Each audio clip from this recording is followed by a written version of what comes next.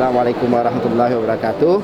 Saya Bupati Aceh Besar Muhammad Ali pada kesempatan ini menghimbau kepada seluruh masyarakat di Kabupaten Aceh Besar untuk menyambut tahun baru dengan hal-hal yang positif, termasuk artinya ya berdoa, kemudian bersama keluarga, hindari kegiatan-kegiatan event-event yang melanggar syariat Islam seperti membakar mercon, ya, kembang api dan kegiatan-kegiatan pelanggaran syariat yang lainnya.